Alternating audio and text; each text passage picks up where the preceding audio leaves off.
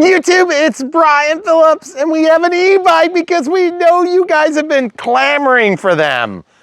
This here is our biggest e-bike yet with 4.8-inch wide tires. Amazing e-bike, 7 speeds. This one has a 1,000-watt motor. It's a hub drive. And it's got a removable battery right here that locks with a key, which is nice. So you can secure your battery. You can also take the battery off and charge it inside.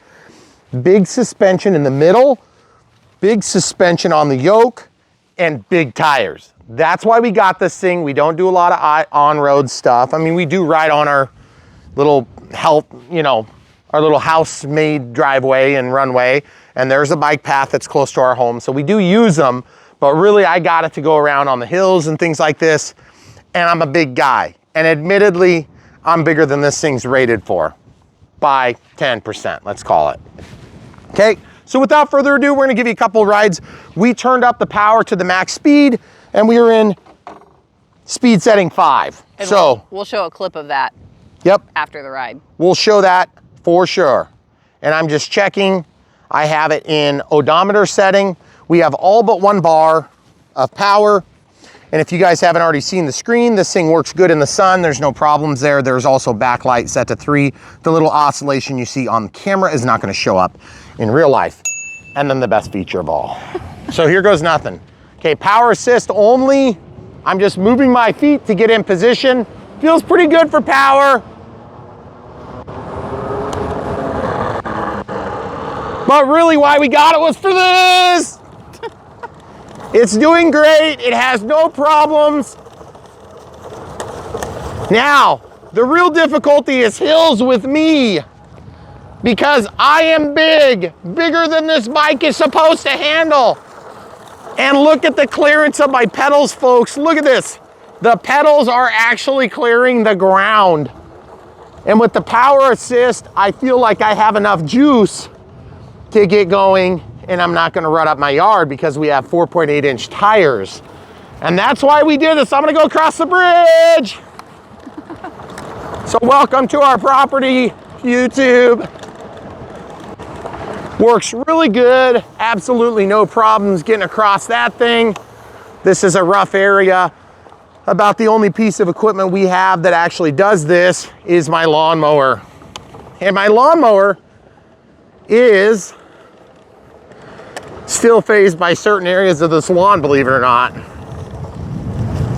So if you want something that'll do off-road and it'll do it well, this might be the ticket for you. I am in first gear and it does top out at the top of the hills, so I have to jackknife. But because we have the property to do it, it's no big deal. Up here, you'd be able to get around no problem. So camera crew is gonna go down the side of the hill and get a couple shots of me flying off of the ramp. So as you can see, it's got a big, heavy, beefy frame, and there's no problems with that. I'm gonna go to 2nd speed. And this is really kind of what we do with our bikes around here. We don't necessarily ride on a path. We ride off-road and it's very rough, okay? So because it's very rough, we need to have something that's got big fat tires. So, as you can see, I haven't died yet. And I'm still 4 minutes. Child rearing capable. You haven't stood up yet either. Well, let's see. Yep, everything survived. So guys, that's why we wanted to review this bike, is because it's not gonna be the fastest. It's just gonna do really good off-road, okay? The reason we need stuff around here is to get from here to there. And also this helmet's been awesome. Yeah. Totally unaffiliated with the bike, but it's super cool. I don't know if you guys will even be able to see the light, but there's a button back here somewhere. Yep. On, less on, or no, there's just 3 settings for the back. Yep, you can see. Is it off? It's off. So it goes solid light, and then it goes flashing, and then it goes oscillating. But the headlight turns on. It's really nice. It's not a super bright light, but it helps supplement whatever light you would have on your bicycle. At night, it's been super nice. Just, I feel like it just makes you that much more visible. Yes, You know. it really helps a lot. Yeah. High visibility reflectors on this thing, so it's more conventional in that regard. You have to add a light if you want a light, okay? So, really cool bike, definitely worth considering. We're gonna take you on for a ride, but first we're gonna do a speed back and forth where we're gonna lose mic connection.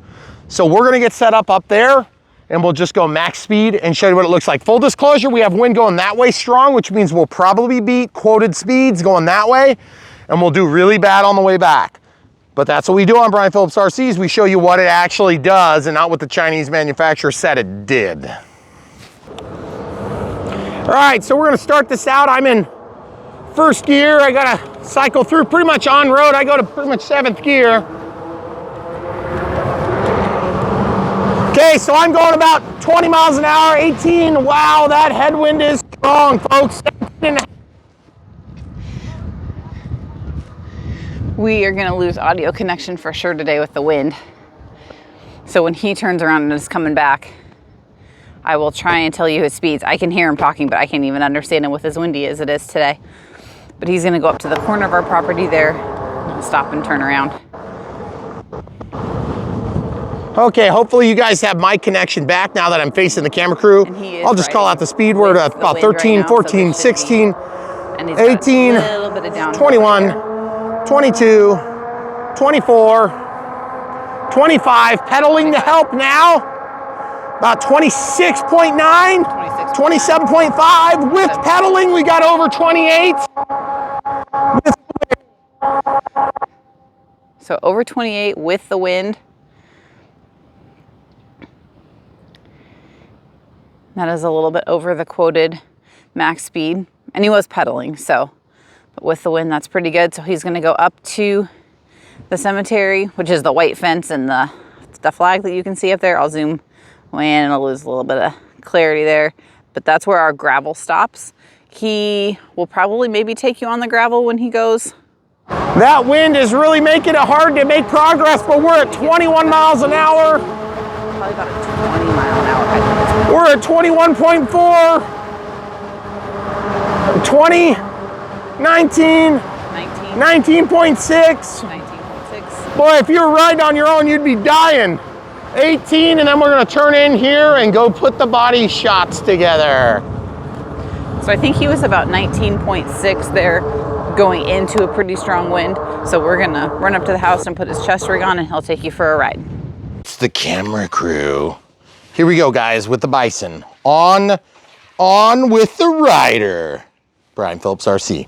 Okay, so we're in power assist level 5 and we're in 3rd gear. I'm just gonna take you on the first little route that I did. Got to switch down to the low gears. Ah! I hope I live. So here goes nothing, guys. Super fun, really easy ride. No problem at all. I could give you a ride up there, but we're gonna turn around and take you back. This is alfalfa. Sure, the neighbor would love that I'm riding through it. Okay, pulled the throttle back. Absolutely no problems getting over there. And with a little bit of inertia, I could probably get up the hill, but I'll show you my normal route. Not super smooth here, but this is one of the spots we like to catch air, which is really fun.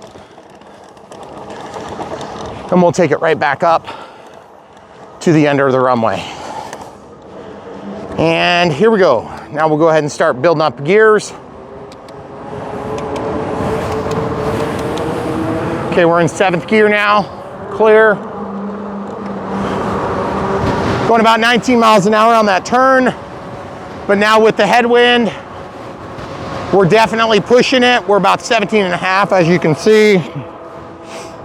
Easy to see the display. But boy, we are getting killed by the wind, going about 16. Just kind of light pedaling to help, not trying to go fast. Brakes. Heavy braking there, obviously. And then this is one of the best reasons to have an e-bike with fat tires. If you drop on the shoulder, no problem, okay? right, here we go. So I'm gonna get into it. Help it. 21, 22, 26, or 22.6 rather. There's 26. And if I help it along, we can get to 28 or close. There's 28 for just a fraction of a second. I am pedaling, as you can see. Not anything too aggressive. I'm definitely out of shape. So if it does it with 10% over, imagine what it would do with you. So we'll go ahead and get out of the power assist, bank it into the cemetery here. Kind of trying to be respectful if anybody's in here visiting their loved ones. So far, nothing. It's going about 22, about 23. We're crosswind right now, about 24. Heavy braking. No problem making that turn. Don't have to worry about hitting your pedals on the ground, which is really nice. Okay, got to get down to a low gear here. This hill is going to be tough for me. Might not be tough for you. I'm just kind of moving my feet with the speed of the wheels, and lost about a mile an hour on that hill, but nothing too bad. Still going 14. Nice breeze, still keeps it cool. Okay, we're all the way at 7th gear. This time I'm going to check. I'm looking for traffic. We're clear. Got one more spot to check as we make our sharp turn. Okay, here we go. Need to actually get down here. I'm going to help it along this time because the wind is so strong. Going 20, 22, 23, just cycling through the gears. As you can tell, it's very windy. Look at that windsock up there. 21, I'm in 6th gear, I'm in 7th. I'm not out of gear, I'm out of strength. Now turn and check this out. Oh yeah, that was fun. Okay, so down, we're going super low gear, nature walk time. As you can see, this thing is super fun, very slow through here. Right here, okay. In low gear, use the power assist to help me get out of the hole, which is really handy. Haven't cleared up there yet. Almost got whacked in the head. Show you guys the mowing path here.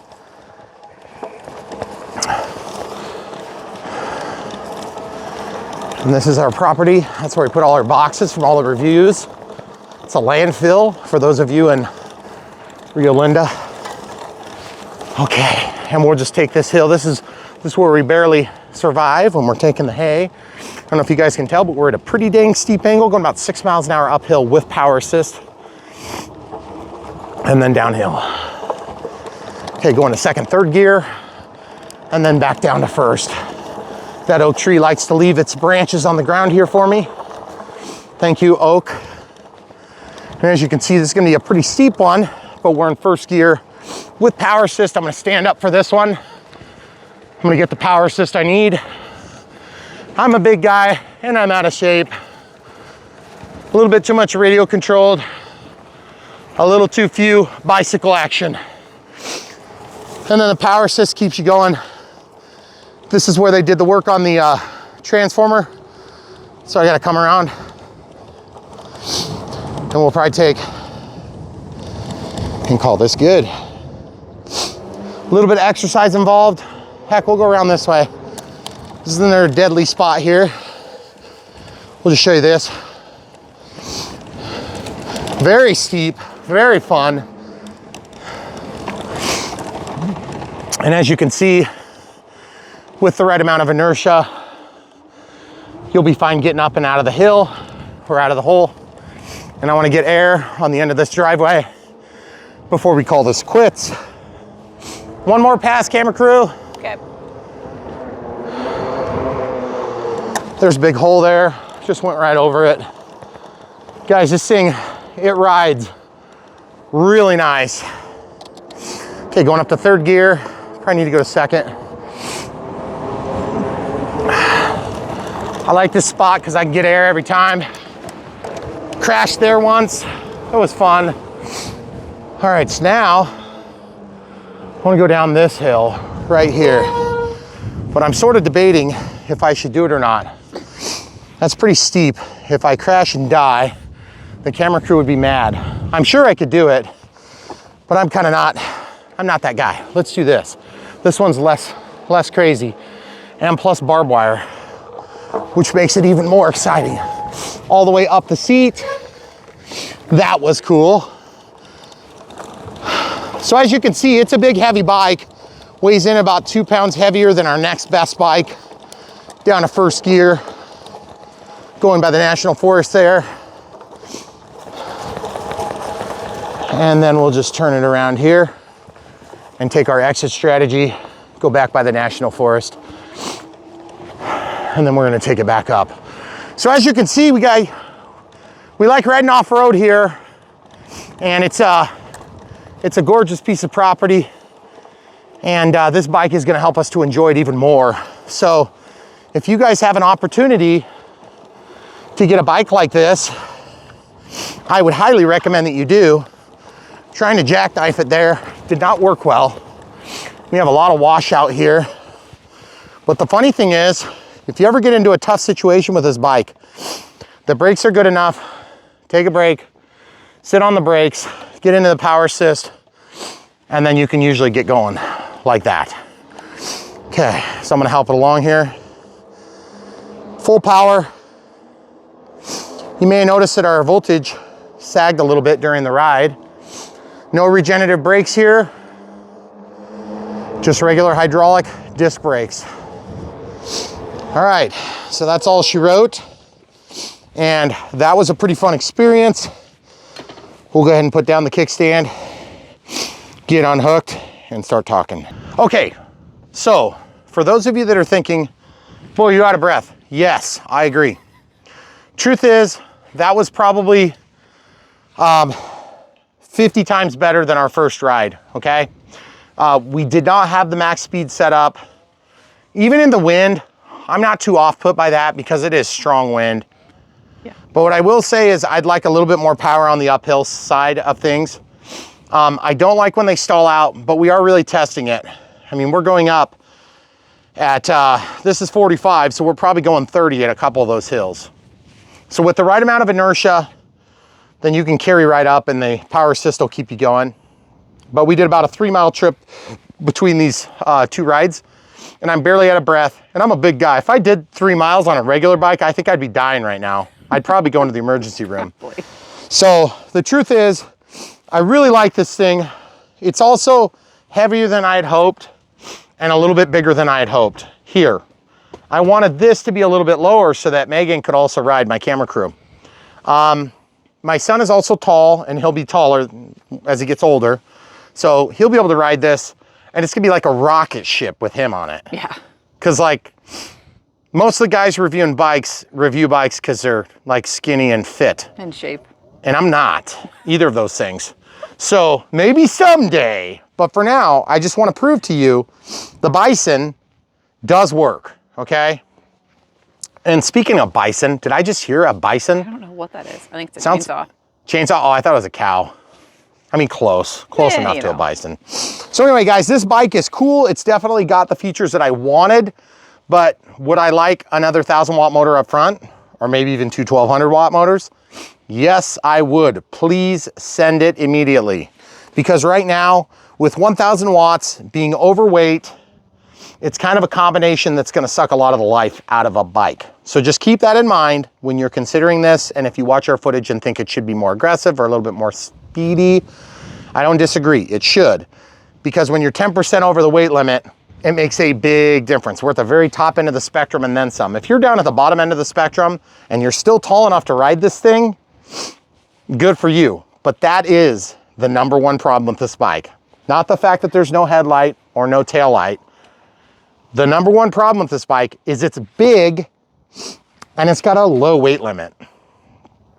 This size bike should have a 330-pound weight limit, I'm sorry. Because I don't think I could even get on that bike, and I'm 5'8".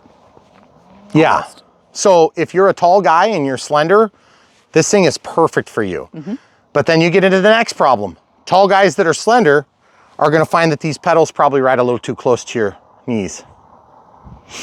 Because you're gonna have to be even taller to get that adjustment right. But again, it's probably the best we've seen so far. Bicycles fit bodies right, or they fit them wrong. And I think my body fits this bike frame okay. It's just that the combination of value to capability would be better if I was in the size class. That's all. So definitely consider that when you're buying, because these things are not cheap and we want you guys to get good value. That's what we do here on Brian Phillips RC. If you want to help support us, buy the bikes, buy the weed whackers, leaf blowers, airplanes, helicopters, quads, boats, cars, trucks, and the different random thing that we're reviewing that day, air fillers and kittens. Just kidding about the kittens. We did shamelessly advertise with kittens. Those. Yeah, right. But this thing is cool. I still really like it. It's still the best I've had. Now, when it comes to e-scooters, we've had considerably faster and more insane and deadly. But the thing is, you're not going to ride a scooter out there, even if it's an off-road scooter, at least not to my knowledge and not to my experience. So I would definitely say the bicycle still has an edge there. And by the way, going down that hill over there, for me, that's a bit of a stretch. So that was the big hill pretty that cool. You didn't. Oh, by the way, I'm not supposed to mention other brands. So when I reviewed the Fido, I broke the chair off and about ended up with a lipo up my rear end. It was exciting. Is that the word we're using? Yeah. Okay. I had to re-glue it on. The lipo is part of the chair on that bike. I tried doing the similar maneuver and it was not so successful. So anyway, guys, that's what you get on Brian Phillips RC, me making a fool of myself so that you don't have to. Stay tuned, so much more. We're gonna show are we showing them the Unbox build radio setup on this? I don't know. We're for sure gonna show them the clip on adjusting the power setting. For sure. Yep, that's right. But beyond that, you'll just have to wait and see. And if you guys are waiting for the next airplane, heli, quad, whatever video, don't worry. There's more coming. Lots more. Tons more. Thanks for watching. All right, YouTube, we're out ready to ride the Bison. The Super Bison, Super Sport, or whatever it goes by. Anyway, it's got a 4.8-inch fat tire, and we already rode it once. But what we're gonna do is we're gonna change the setting. We didn't realize there was a setting that has to be turned on to enable it to go full speed. And you're gonna wanna change the setting. I'm just promising you this. Okay, so camera crew is gonna come around. Sorry, we're kind of tucked into the shade because it's so bright out right now. You can see we have 4 miles on it already. Okay, so long press and hold the up and down buttons. Okay.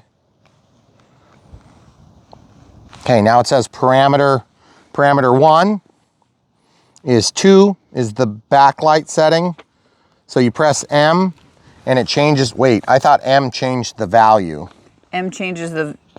No, it didn't. Up and down to change the value. Oh, okay. So now it's in miles per hour. It timed out so you guys can see what's going on.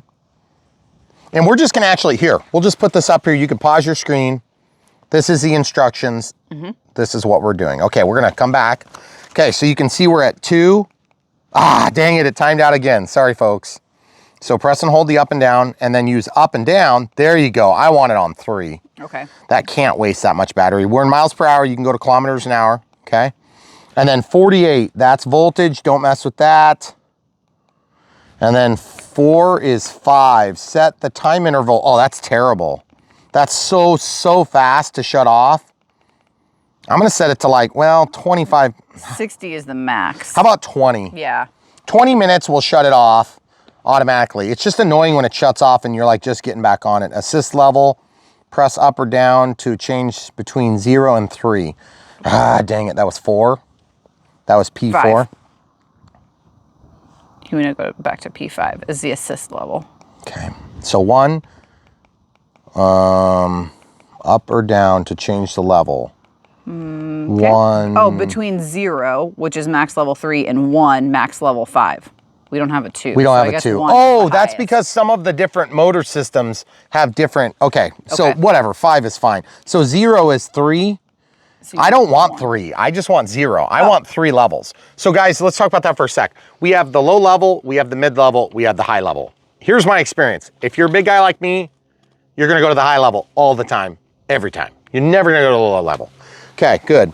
So it's probably timed out on us, and if it hasn't, we'll talk about it here. Wheel size up or down. This is just gonna change how the miles per hour are registered or kilometers per hour. So don't worry about that. It's not gonna be able to cheat it to go faster.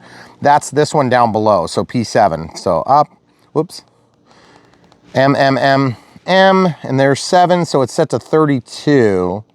So you want to go to 45, means no limit.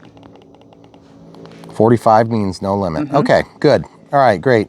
And then P8, oh great, they didn't say what it was. Okay. Okay, and then 9, 4 miles per hour.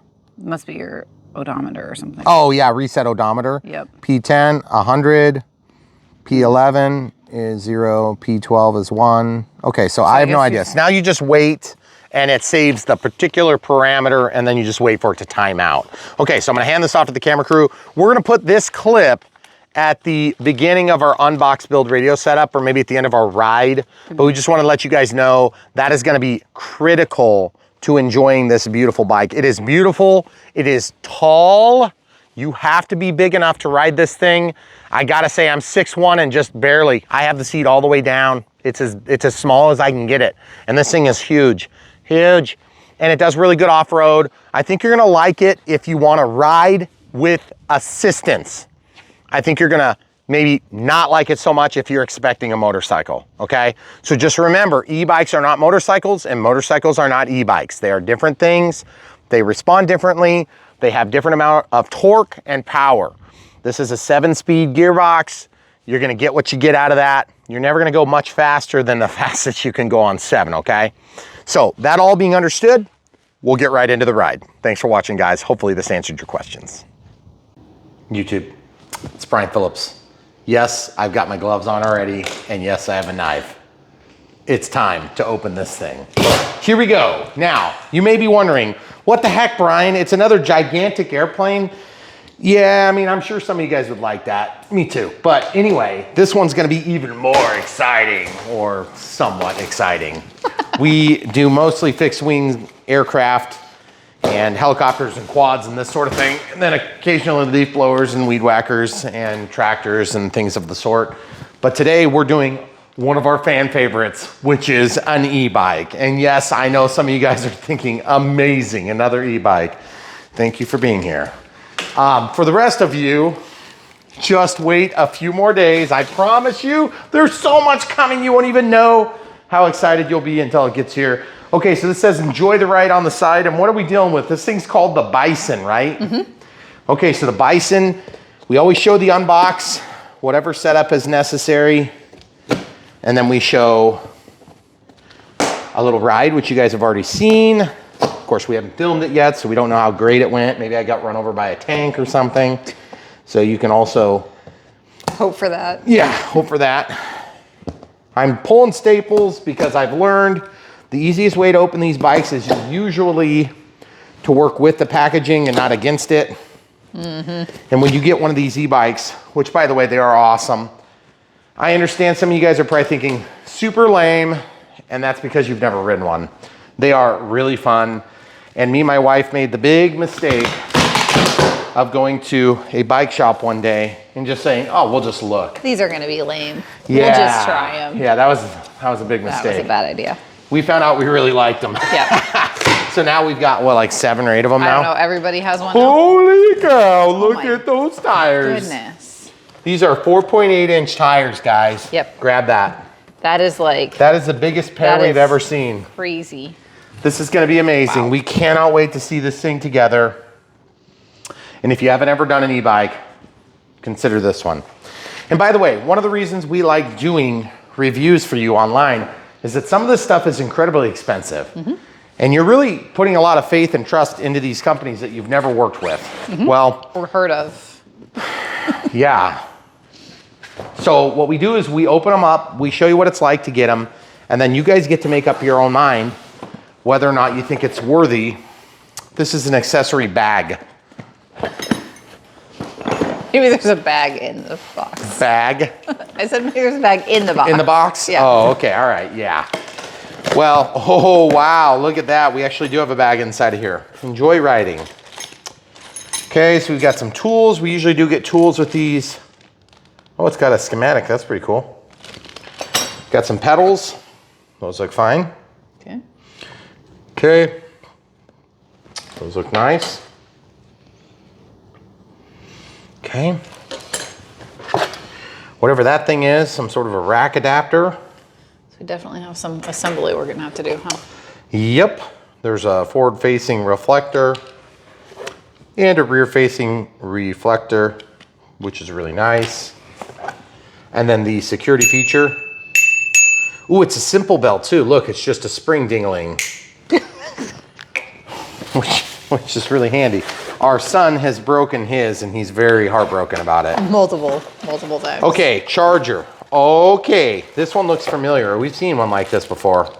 Okay, so this is a lithium ion battery charger. Inputs 120 at 50 to 60 hertz at 2 amps. The output's 54.6 volts at 2 amps. Okay. So that is a big power converter. And this is reasonable weight. It's got a light on the side of it. And of course it's gonna come with the AC end that you plug into the wall. And then this has a drum connector right there, as you can see, and a little instruction manual. Okay, so it looks like if you could just read starting right From there. the Wii U. Yeah, right there. Yeah. And then this, of course, is the AC power cord that's going to go into our US style plug. If you order this overseas, they will surely have a different style for your application, but it looks like it's super high quality, and that's always a good sign. If you get a crappy charger, you better make sure you charge it outside until you can make sure it doesn't catch your house on fire. And if you end up with multiple e-bikes, not that we would know, label your chargers. Label your chargers, because they all look real similar. Sometimes the ends are the same, but you have different voltages, so be careful about that. Yep. As you start to collect them. Okay, what do we have here? It feels like some sort of a headlight, maybe. Okay. Oh, that's the actual controller. Okay. This is the controller module. Good lordy lord. A lot of steps here. Okay, so we have the power up and down, and then a plug as well as a USB-A plug. So that's going to be presumably to charge a battery, I would assume. And then these things, which are rubbery. Oh, and I didn't really explain the nitrile gloves. The reason for the nitrile gloves is because when I get into working on anything that's got abrasives, it makes my skin weird, and I work with my hands for a living. And so I have gotten used to working with gloves on. I know, I'm weird. It's also a fashion statement. It's totally fashionable. Okay, so the next step for us is, now that we got that box out, we're gonna look for the next smaller package. Now you can unbox these things whatever order you want. There may even be an instruction manual that tells you how to unbox. Generally, you'll find that after you've taken everything out. So that's been our experience. There's a kickstand down there. Okay. This could come out, but I think we're gonna have to start with the tire, and we've got a cat that's decided to house herself right here. Yep. Also, let's show the people the damage on the side of the box. Mm-hmm. We do see that quite a bit on these bikes. That's a pretty big point of damage. Yeah. Camera crew, can you hold that out? Yep. Okay, here we go. We've never seen a real significant damage once we get it out. That is a sweet looking wheel. Huge. Wow. That thing is so big. 4.8, right? Is that what I said earlier? Yes, by 26. 4.8 power ear. Can you read what that says? What? Power circle etch. I don't know. I don't know. Sure. I'm sure it's some like super popular brand, and we know nothing about it. So, but I love the white wall tires. That's super sweet, and super knobby tires. Yeah. Is this one 1200 watts? I can't remember. I think it's only 1,000. 1,000? Okay. I think so. Disc brakes, obviously, as you can see here. So lots of different stuff to go over. Okay, how are we gonna do this? Packaging. Let's pull this out. Okay. Huge amounts of packaging in these things. And also, most of the major brands are gonna ask you to keep your box for like a month. So if you can figure out a way to store it, that is a good idea. Because if you have a problem, you wanna be able to get it back somehow. Yeah. We've never had a problem that significant. No, I did try to go down the ditch once with one of these e-bikes. that wasn't their problem though. A quite inferior brand to this, let's just say. And I broke the seat off of the battery because I was about 100 pounds over the weight limit. And that was a little bit exciting because when there was no seat on there, there was still a battery. And fortunately, everybody lived. I fixed it. Okay, we got the seat. Wow. Big, huge springs that are wrapped in what feels like rubber. So that's good. And then I don't know, that's just like a clip point, it looks like. And then lots of different angles you can mount that with. Looks good. It says Gypsy, is that right? Gypsy. That's what it looks like. Yeah, so they've got the maximum penetration or minimum penetration be about right there. So we'll just set this down for now. And also keep your packaging in case you miss like a nut or bolt sack in the middle. Okay, so we've got something broke down there on the bottom. You see those? Oh, yeah. I don't know what, you know what I think that is? That's supposed to stop, that's supposed to stop it from protruding. And I see a big piece of metal down there. Okay, this would normally come up and out, but I'm thinking about, is there a way to cut this? This is honestly, when we unbox these things, there's always been a lot of steps involved. And so some people are just gonna take all the components out or maybe do a time lapse. That's kind of not what we do here on this channel. It's not because we wanna waste a bunch of your time. It's just that some of you are gonna be saying, okay, can I handle this by myself? Do I need some help? Is it a one-person job? Is it a two-person job? These are the types of answers that we're trying to bring in showing this entire process. And to be honest, me and my camera crew, also known as my wife, do this. We've done this a number of times, and every time we do it, it's been a little bit different. Mm-hmm. And so we never know exactly what to expect. This is like a lot of that really high-quality foam. Yeah. Okay, so we could probably get it out at this point, but there's no way to break. Do you? Oh. Okay, that's zip tied. Okay. I'll cut the keys. Oh, that's the other thing that every manufacturer says. Don't lose the keys. Don't lose the keys.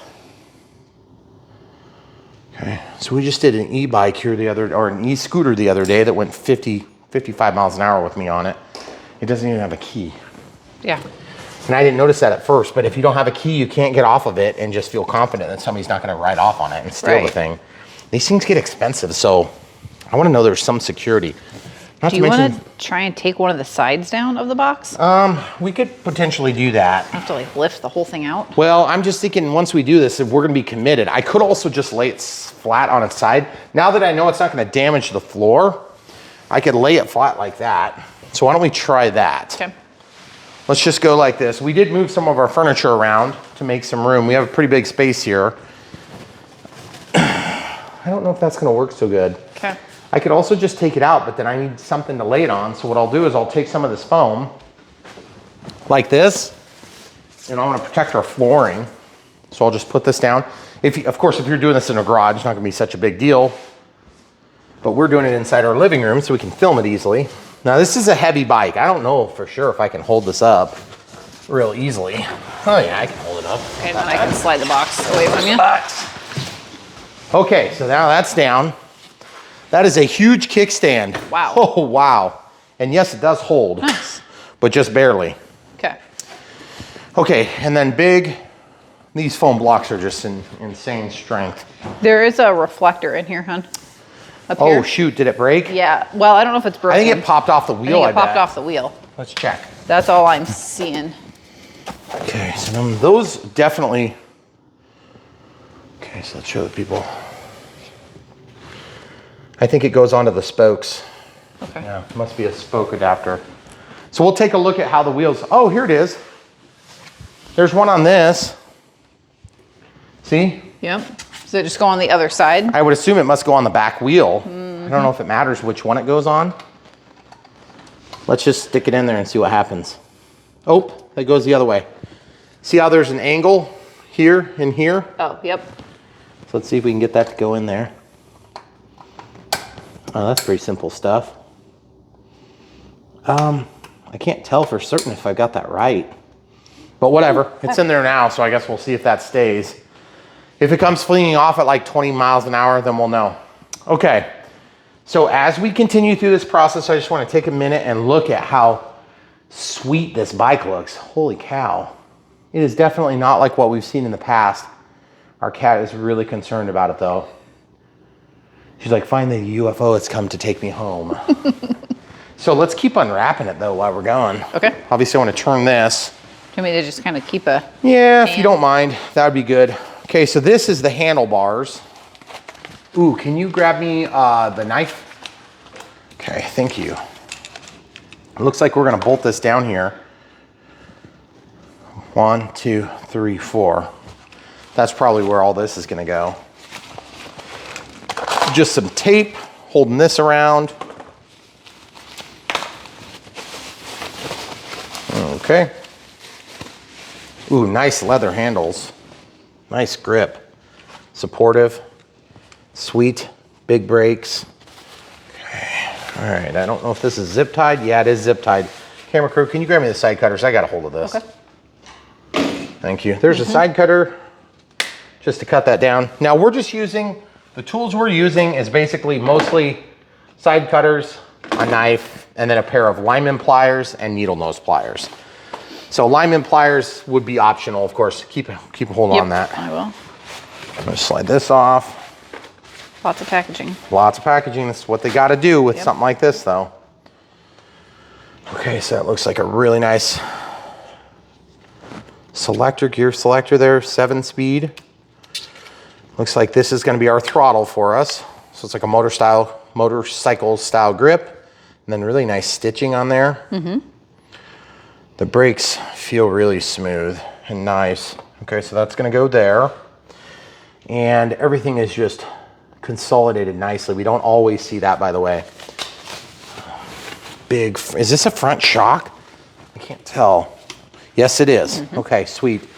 And there's your drum or disc brake. I'm gonna cut this while we've got access to it. And then, camera crew, I'm gonna lift this, okay? Okay. Okay, and then that is sort of like in there too. It's got a nut on either side, so go ahead and let go. Okay. Actually, you know what? Go ahead and put a hand on it just so it doesn't fall. Yeah. I might actually pause and we might take a second and see if we can find the instruction manual, come right back. All right, so real quick, I just wanted to point out, we were talking about tools a second ago. This is needle nose pliers. These are lineman pliers. These are side cutters. This is a regular utility knife, nothing special. You don't have to have any of this stuff, but it's a lot easier if you have either this, or you know, that's what you need. This comes with the bike, okay? So full disclosure, this comes with it. If we use our own tools, we'll try to point that out because we know some of you guys are gonna not have all these tools handy. And so it is something to keep in mind as you're making your considerations for purchase. Also, I just noticed this. See how this nut doesn't have a little cover on it? I bet our cover is somewhere in the UPS truck that looks like that. So that's a bit of a bummer. You may have noticed that it was protruded from the side of the box. We actually filmed that. So maybe that's a point of vulnerability because if you look at the other ones, they're covered up. Yep. So we may have to get a hold of the manufacturer and see if they can send out a replacement for that thing, or just find something to cover it with, a piece of heat shrink or something like that. Maybe some nitro glove tips or something that would fit. Now they show a different tool. This is a 15 millimeter. I would call this a box end wrench. Some people have corrected me before, but whatever, it's close enough. We have to take off this little block thing, but actually we have one more piece of wrap on here. I wanna get this off. This is still loose. I was debating about going ahead and putting this on before we get the wheel on, but I feel like once we have the wheel on, we can depend on the bike to hold itself up, rather than having this chair sitting here. That is a beautiful matte finish. Yeah, I really like that. I didn't know, when I was looking at the pictures online, I thought, boy, that is kind of a weird looking bike. And now that I've got it in front of me, I'm thinking, goodness gracious, it's absolutely gorgeous. So really excited. I would normally want just like, you know, a tubular style box bike, like the Schwinn's of yesteryear before they were bought by Kmart or whoever owns them now. Well, that is really pretty. Yeah, that's a nice finish. Okay, so this is the Super Sport, and this of course is the battery and power module, as well as back here we've got our motor, the hub style motor. So really excited to see this. But we're gonna just keep going through the process. As you guys can see, during this process, a couple of times we stop and we clean up and we get everything out of the way. And I highly recommend that you do that, because if you try to just do it all and you're tripping over tools and stuff like that, you're gonna lose a part. I promise you, we've done this enough times, you will. Okay, so the first step is supposed to be put this on. And so like I was saying, we lost that plastic portion. See this here? There's a washer here, it's modified, it's got some grooves on it. And then this nut goes there. Same on the other side. If you want to have some help, you can use these things to help hold up the bike too.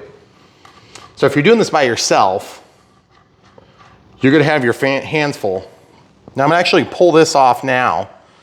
This is the plastic protective cover. It's kind of like an injury protection. And then also while we were off camera just a minute ago, I realized these things are going to go into here. And they fit perfectly, and that's going to help reduce the vibration that carries through to the electronics, okay? Here and here. Not here and not there, and definitely not here. This is a different mounting style, and definitely not here, okay? Because you're going to want metal on metal contact to hold your everything together here on the frame of the bike, okay? You don't want to be having that rubber in there. That would not be good. Okay, so as you get ready to put this wheel on, you're going to have to get these pieces of hardware pulled off. So I'm going to pull these nuts, modified washers. They've got those little grooves in there. Those grooves go in. Looks like they're grooved on both sides. It might just be bite marks from what was there before. Okay, so we're going to take this side off, but you have to brace this. Same exact thing over here as it on the other side. I'm beginning to think with this black on black, I should take these black gloves off and find some orange ones. Oh. Because you might be able to see better. I think you're good. Okay. So, as you can see, there is a brake disc here, and there's no brake disc here. So you want that brake disc to be on the left side of the bike, because you can see right here, we've got the caliper design down there. Okay? Okay. So this worked out really nice, because I can just get on the ground, and I don't have to have my knees on the ground. So the camera crew is just going to spot me if I break. Uh-oh. Look at that. Wrong size. Oh, yep. Well, that's not going to make that very easy. So, did we have one in the kit? That was the only one that I saw. That's the only one that we have in the kit, and this is a 15 millimeter. It looks like that's probably about a 12 millimeter. So if in doubt, you're going to have to supplement the kit with something like a crescent wrench. That would work fine. Of course, we have tons of tools. And so if I want, I could go get a socket. But I'm just going to use a good old sizable wrench. That way I can use my metric sizable wrench. Hilarious. Just use whatever's in the kitchen. Okay, so I'm going to tighten that down and just break it free. It's not hardly in there. You know, it's just a shipping block. Once you break it free, then you can turn it by hand and it just pops right out. You can see right there. It's shooting through. Now, this thing is helping keep the bike vertical, okay? So I'm going to take it out, and then it's gonna be having a higher propensity to pierce through and damage the floor. Okay. So you're gonna help me with that, right? Yep. Okay, cool. And then I'm gonna break this side free. Just before I get too far, okay, there it goes. Mm-hmm. So the yoke is wanting to separate just a little bit on me as I do that. First two turns, it just kind of opened up on me a little bit. Now, I'm looking in here, there's a guide that's gonna help me get that disc in there, okay? Now, I don't know if that guide has to come out, that red thing. Did you see it in the book? I did not see that specifically. Okay. Oh, and full disclosure, we did take a second and look at the manual just to kind of get a quick overlap of what we're gonna be doing, overview. I'm gonna put these here where they're in arm's reach. I'm gonna put this here where it's in arm's reach too. Now, the reason we're doing that is because when we get ready to do this next step, I don't want to have trouble getting to my tools, okay? So we're going to lay these right next to the bike. And if you've never built a bike, and this is the first time you're watching a tutorial or an unbox, please forgive me. I'm not a bike builder. Nope. I don't even play one on TV. This is just something I do because I love e-bikes. And we love radio-controlled stuff also. Okay. But if you see something in the video that's helpful, and if you like watching us struggle through these builds of random things all the time, smash the like button. By the way, I must say, this is light for being a huge tire. That's huge. This is light. As soon as I saw this bike, it's like Brian's gonna want that. Now, why would you want a wide tire, camera crew?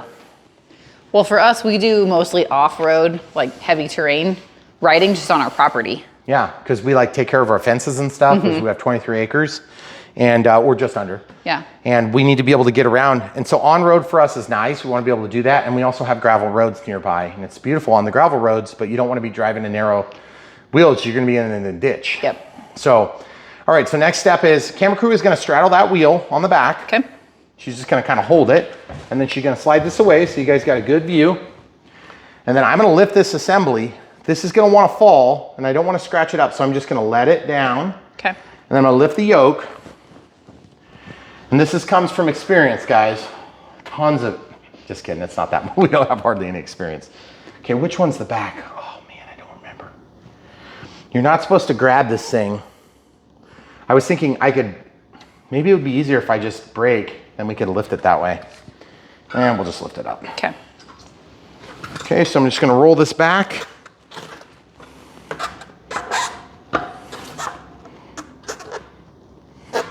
I swear that red thing's gotta come out there, camera crew. Are you able to see anything? I cannot reach the directions. That's okay. From where I am. It's okay.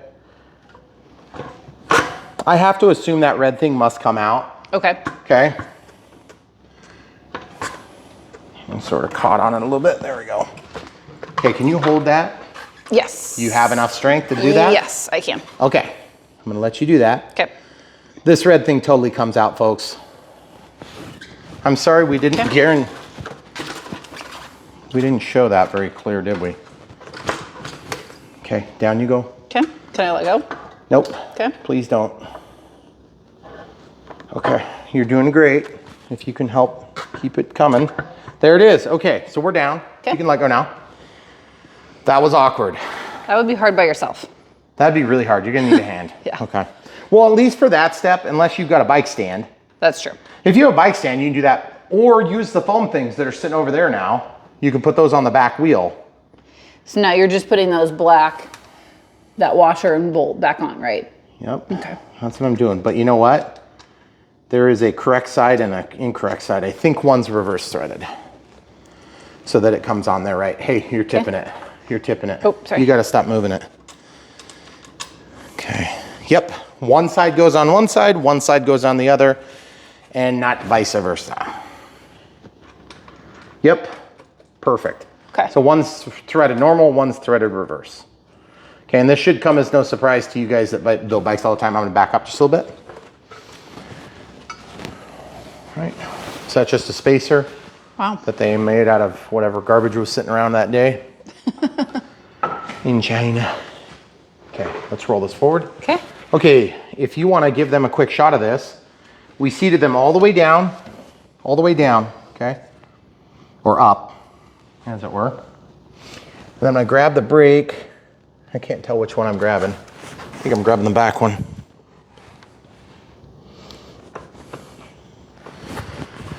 So there you have it. So now my next step is to just tighten this. So the camera, no, you can't hold the handlebars. Handlebars aren't attached. Just straddle it again, that worked pretty good. Okay. All right. So anybody who's watching this and chuckling, you're welcome. We do this stuff just so you can laugh at our misfortune. It is fun to watch people try to do YouTube videos. For us, we've been doing this for 9 years or so. Mm-hmm. And we filmed close to 1,800 videos now. And we work with all sorts of different companies to bring these products to YouTube. And largely because it's stuff that we're interested in. But then sometimes it's because stuff that they just really want us to review. And for those of you that think, oh, it's another e-bike, trust me, they are constantly hitting us up. Like 10, 12, 13 of them a week. Yeah. And more. So every day. We're very, very picky on which ones we do. And so hopefully this one turns out as good as we think it will. So our next step is going to be to mount this little doohickey. Mm-hmm. Right? And so the instruction manual, see, that's the tool. We didn't have one of those. Just going to show you how to tighten it. Okay, so then we got to loosen those, and then that thing goes, it goes forward, okay? Okay. So this apparatus goes to the front right here, okay? So normally we don't spend a lot of time, ooh, look, it's a ball end. Nice. It's actually nice, sweet. And if you need more torque, you can use the long side, or you can use the ball end, and then you can cheat and use this thing to give you a torque multiplying effect, because I like using the ball joint, or you can just do it the easy way. And you can also add that to the end if you really need to torque it. Okay, so 4 screws here, and there is an adjustment bite here, and there's 2 bites here and 2 bites here, and a bite here, okay? So all sorts of adjustments. Of course, you don't want to have to adjust them. Are you holding that thing nice and steady there? Yeah. Okay, thank you. Once I get the handlebars on, I think this bike is going to be a whole lot less precarious to hold up. And for those of you that have questions about e-bikes, hit us up. We'll try our best to help you out. What happens with these e-bikes is that when we work with these different companies, it seems like we've had a hard time getting a lot of these brands to work with us on more than one item, because they usually only have 2 or 3 items. And I'm not sure that just happens to be the way that it is, I guess. But we would love to bring you a couple of different items from the same brand so you can get an idea for whether or not they're making stuff that's gonna really hold up and stand the test of time. Good hardware though so far. Yeah. And one thing I've noticed is that on some of the junk that you get from China, you'll notice that the holes are not tapped very good. And so you run into all sorts of problems there. We've had pretty good luck with our e-bike experience. I must say, I've been impressed with how well stuff has come together. You're moving around quite a bit. See this? Mm-hmm. That needs to go like that. Not like this.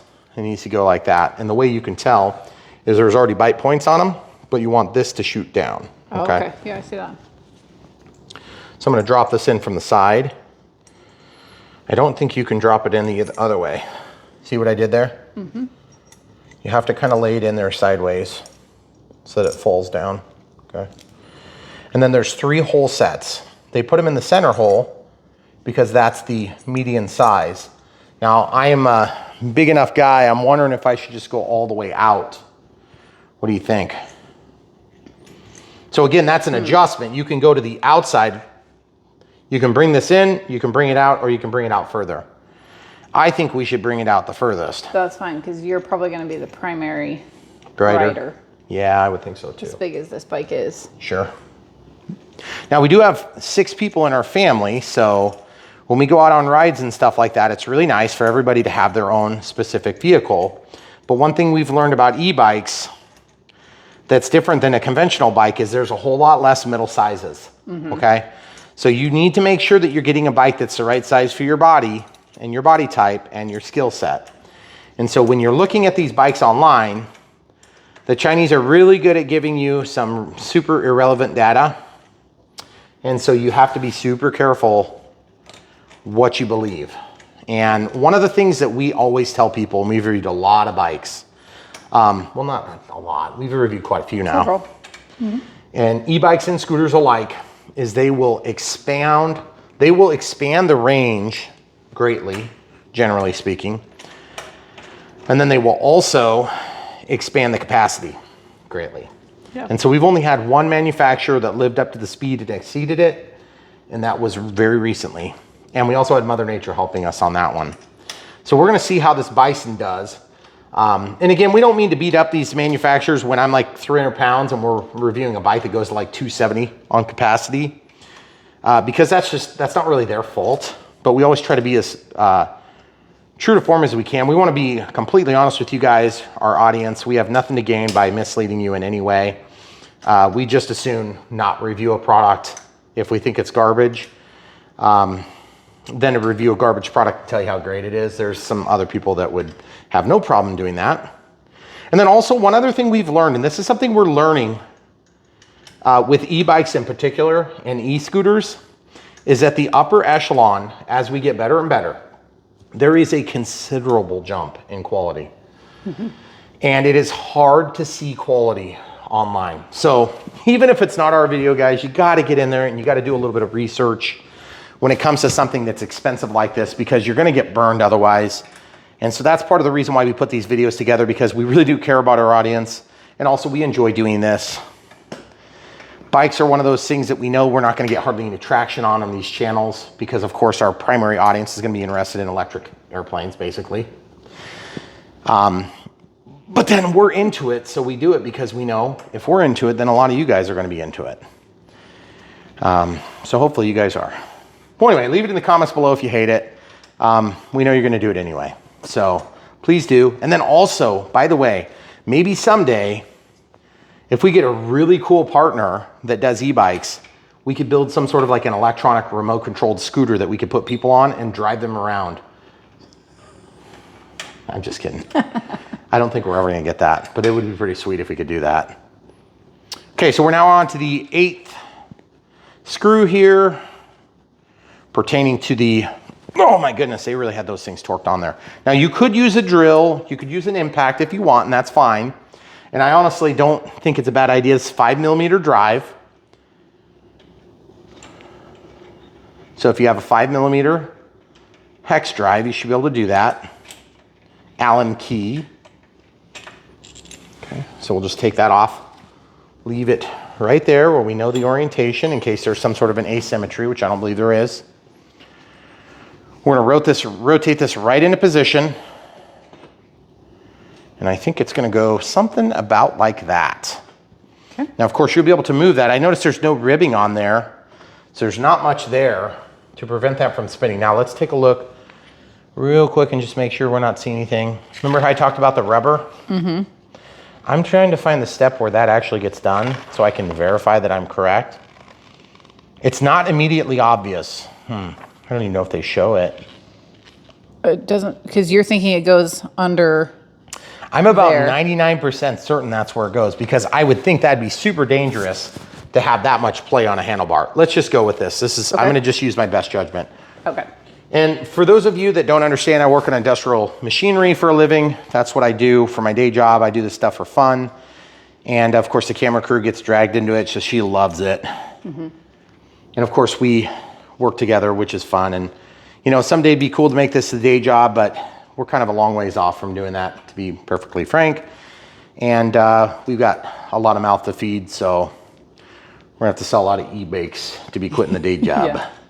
But that being said, if you do want to support our channel, the best way you could do it is buy these products when we review them from the links in the video description below. And we get small commissions when you buy them from the manufacturers. You don't pay any extra. And if there's coupon codes, stuff like that, we put them on brianphillipsrc.com. So it's super easy for you to follow. And then when you buy, we'll get small commissions as a thanks for doing a video or thanks for answering the question on how to fix this or that or how hard it was or, you know, just getting an opinion from somebody that's been through it before. I don't know if that's the right angle. It's always kind of tough to set this without being on the bike. Mm-hmm. Okay, go ahead and let go. Okay. That is a pretty high frame, okay. It is. I think I need it to be probably something like that. Like that? Okay, do you mean to straddle that again? Yeah, if you don't mind, if you're doing okay. Okay. Are you comfortable like that? Okay.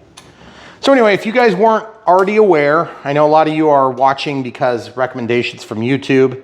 YouTube, of course, is very pro shorts. We don't do shorts hardly. We might, you know, do 10 of them a year, if that, but we'll do maybe hundreds of videos a year that are longs. Yeah. So the long format is what we do. And some people shy away from the long format because it's a lot harder to do a lot of content for a variety of reasons, but we don't hide behind that.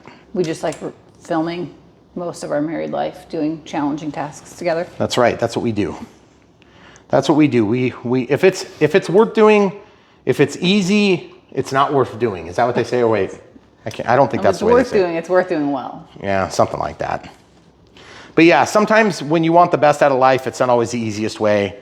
And that is something, I was thinking about that today because we do a lot on radio controlled aircraft. And I was thinking about that today. I was just thinking, you know, some of the best things in life are really challenging. And it doesn't mean it has to be hard to be productive. But isn't it true that some of the most challenging things in our lives have been some of the most important things that we cherish? Mm-hmm. And so, you know, putting together bikes and stuff like that, it's not really all that hard. Honestly, I could do this in my sleep while there's music playing and the kids are screwing around and, you know, Megan's making some cookies or whatever it is she's doing that day. But we instead choose to share it with you, our wonderful audience. So welcome to our family. All right, great. So we've got that on. Brakes are working here and here. Okay, I definitely feel them. Okay, go ahead and let go. Okay. Okay, so I just feel the play of the suspension now. I should be able to let this onto the kickstand. Okay, the kickstand is long, and now that the foam is not really doing anything super useful, it's kind of making it hard for it to stay put. So as you can see, it's a big bike. It's got a lot of frame to it. I'm actually gonna move this out of the way for the moment. We'll probably bring that back if I need to kneel down again. A lot of times we set them up here, but I just don't think we need to do that on this bike. Okay, so initial thoughts. It's really cool looking. It's very different, and I love the fat tires. That is gonna be great for the off-road stuff, and I can't wait to get out and try it. I also noticed there's a lot of play on the brakes. I actually don't like a lot of play on the brakes. I prefer to have a very short throw on my brakes, but I guess we'll see how it rides before I make some massive adjustments. Okay. And then let's go ahead and take a look at our next step for assembly. Okay, so what else do we have to do? They're wanting us to probably put on the controller next, right? Mm-hmm. Boy, they don't really show much about that, do they?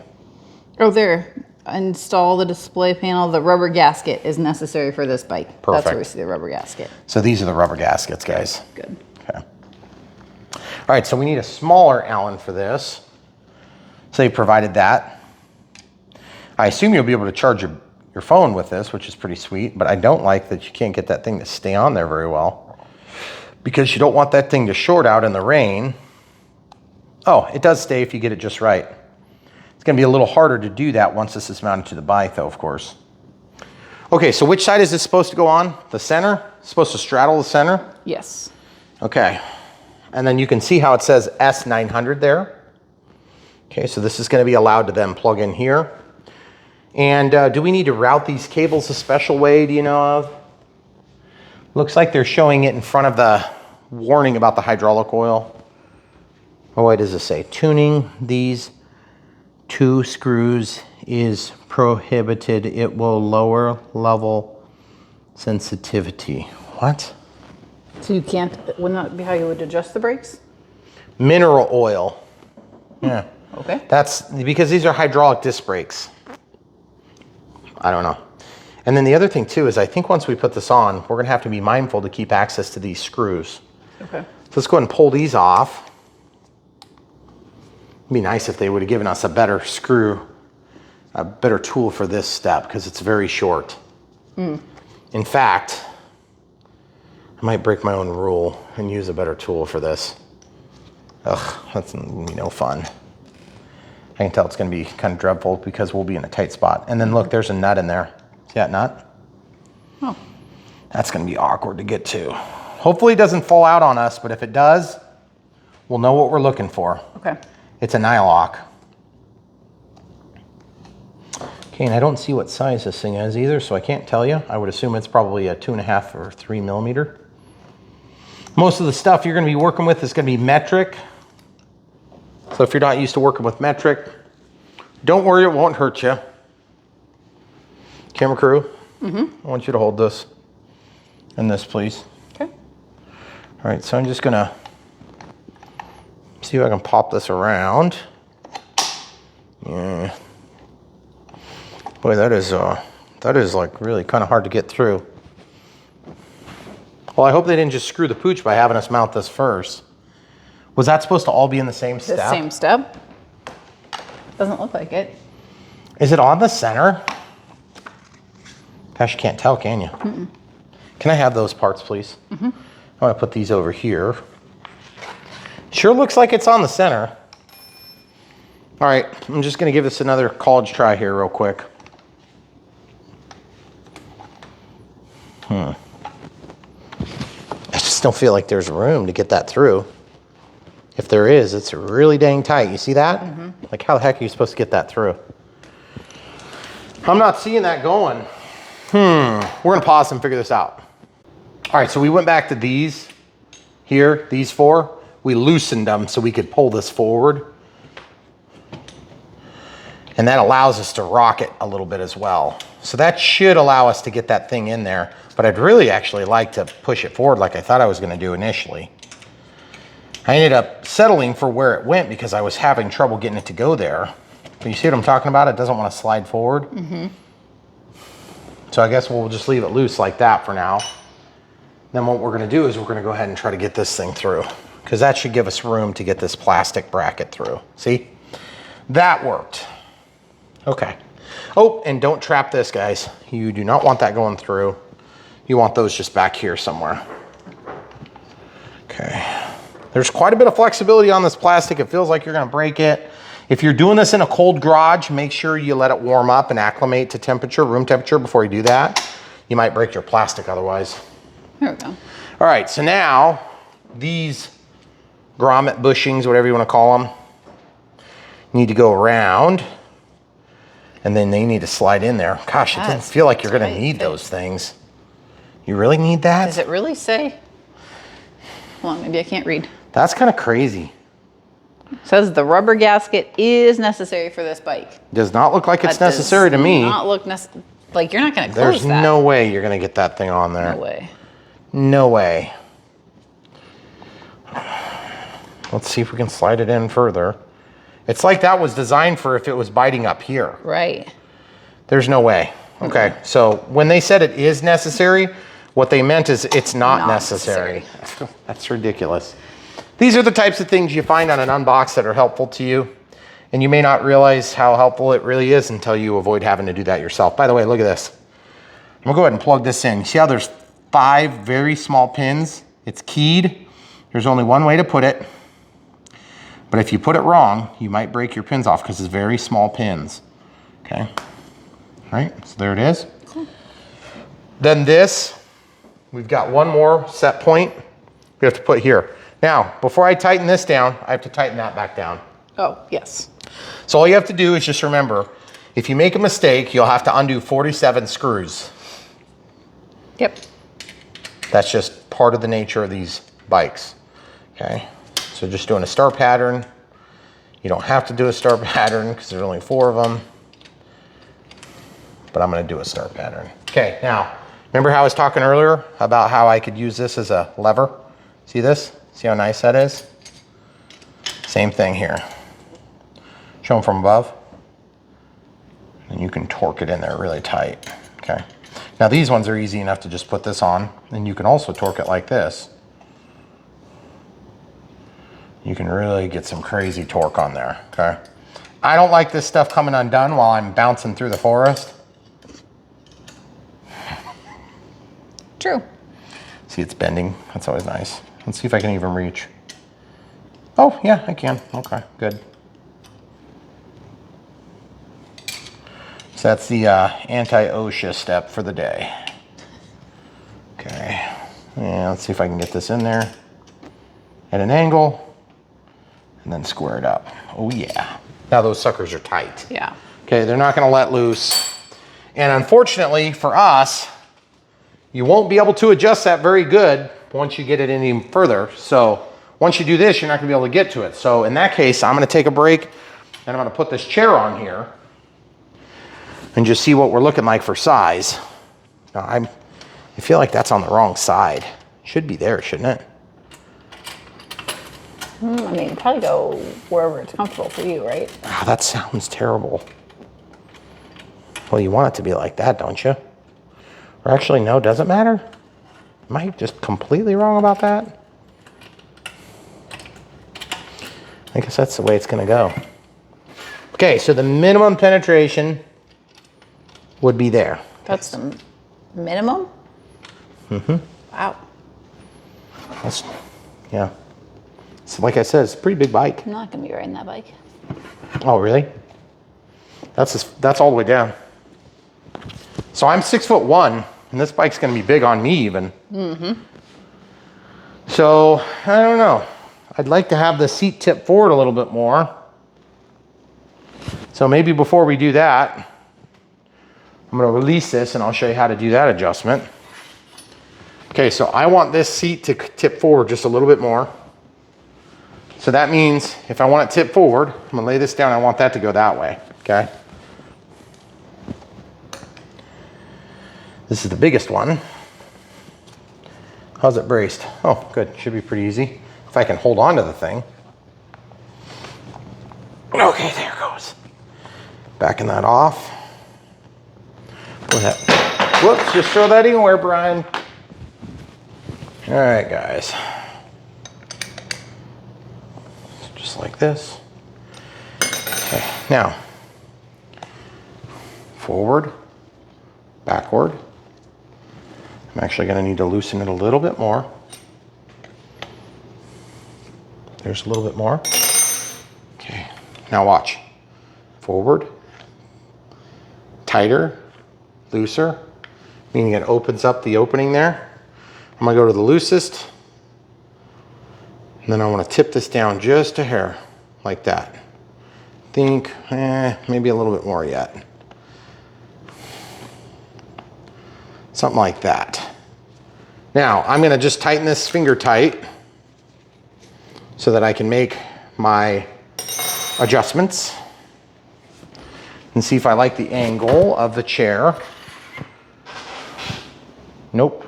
I want to go a little bit more. I don't know if you guys are seeing what's happening here, but these grooves like this are allowing this to pivot forward now.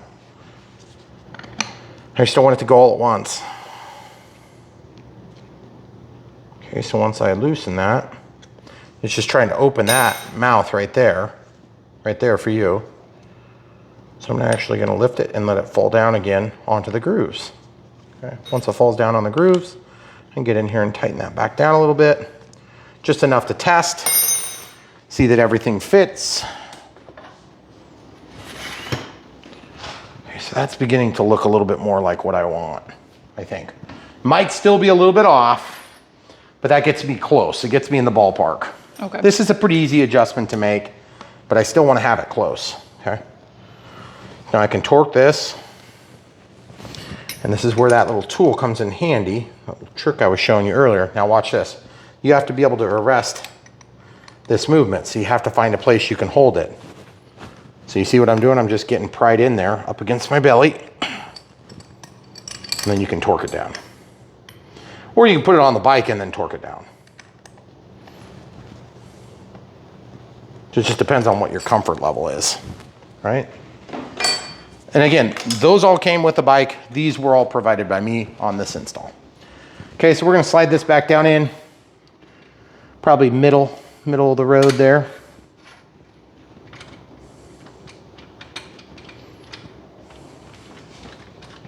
Just tighten that loose. Okay, now I'll open it and close. Tighten it again. 3 or 4 turns. Okay, need quite a bit more. Going about halfway. Now I'll torque it down until it's sort of tight. Now it's gonna hopefully hold it. Probably have to go a little bit more on that. I would like to see that hex so that I can grab it with a more powerful tool. See, yeah, that's not tight enough yet. Just go around a little bit more, I guess. Oh yeah, that's a little better. Okay, so we'll see if that's good enough. Now, the reason I'm doing all that is because I need to, that kickstand's big. Okay, so I'll throw the leg over and we'll see. Good Lord, that's high. I need to lower it down. This thing would, you'd have to be super tall to have it all the way up. But if you are super tall, a lot of e-bikes wouldn't fit you. So this would be really nice. This would be a really nice option. So I got it all the way down. Because you're, what, 6'1", 6'2"? Oh, yeah. And it's like, I'm barely on it. That's yeah, your toes crazy. are barely on the ground. Okay, so look at that. Now I don't have shoes on. Shoes would add another ½ inch of height. Yep, that's true. But this is what I wanted to do, is I wanted to make sure, this is what I want to check. Do I need to go like this? Because right now I'm feeling like that would probably work, but I'd like to have that kicked up just a hair. Up a little bit more? Yep. Okay. And you're not going to know that unless you get on there and try it. Before you get everything torqued down. Yep, because this has to loosen so that I can pivot it up. Okay. Okay. Now this is another spot where you're going to want to be careful because it's going to be extremely hard to tell how much you want to adjust it. So I'm going to use a pencil to make a mark. And then that pencil mark will help me to know about where I want it. Oh. Okay. These handlebars are also not super wide. Okay, so that's the current top. Well, actually, I'm not lined up with anything. So I would like to change it to here, okay? So I'll just make another pencil mark. That's my target. So I want to go up just a little bit more. Okay. Somewhere in there. So that way, once I get all this stuff broken free, and I'm just going to put my body in here so I can use that for torque, for anti-torque. Okay. All right, so we'll pause while we loosen these. All right, so the camera crew and I were just debating about showing all this personal adjustment. Well, what I was saying was that, you know, this is what people really need help with, because they're, you know, putting together a bike's not rocket science, but they may not know how to make these adjustments. And we're trying to save you guys a little bit of time putting them together. Okay, so now I need to try to pivot it. Oh crap, I just loosened the wrong thing. Okay, we'll be right back. We have to loosen these ones. Okay, so I just want to acknowledge where I went wrong there so you guys don't do the same mistake. This thing is actually going to be pointed here when it's done. The accessible screws are right here, so you'll be able to make an adjustment to the height once you have it together. So it's no longer of great concern, the fact that we have to actually do that. So we can make that adjustment later. It's not a big deal. So my apologies, that was a misread on my part. So we're just going to put this thing together, and we try not to make a lot of mistakes, but we do make a lot of mistakes, so we're just humans. All right, so check this out. Look how much we have to slide that in there. Close that up. That means, how would you ever even remotely get those bushings under there? There is no way. I'm gonna guess China just forgot a word. They did. And to be honest with you, that's a big problem we run into when we're doing these builds, is that the Chinese instructions sometimes leave out like entire, like giant, huge steps that should be super, you know, like really critical, and they'll just like forget them. Though this one so far did say, like, take it out of the box, take all the packaging off, like, Yeah. put the wheel, like. Yeah, they're not like just assuming. Now, Yeah. by the way, I'm gonna pause you there. We'll come back to what the Chinese people said. This I'm gonna torque down until it's difficult to turn, but it turns. See, and now it feels like all of a sudden, look at this. Now that I have that on there, you see how much extra we have here? It's almost like over here we aren't centered. And you know what? I bet that's what's going on. We're not even centered left to right. So I don't know if you guys can tell what I'm talking about. You see this gap here to here? It's like almost an inch. See this gap? I'm into the thinner part here. That's why this side is allowed to be down here. So what I'm gonna have to do is I'll have to relax that bite and then pivot it around. And you remember how we were talking about repositioning this? Well, we're gonna have to reposition it now because I'm not quite centered. I need to slide the whole thing over. Okay. So again, sometimes having marks, like there's usually hash marks that are milled into the aluminum or the steel, usually aluminum, or carbon fiber or whatever it is, whatever material this is made out of. Gosh, we're using this trick like crazy today. You can also use a crescent wrench if you have, or a sizable wrench. It makes this even easier. I use this all the time because I'm constantly having to break stuff free in weird positions. It works really nice. You can also use that hole, which really is nice. Okay, so now I'm gonna pivot this up just a little bit and I'm gonna pull it toward me just a little bit.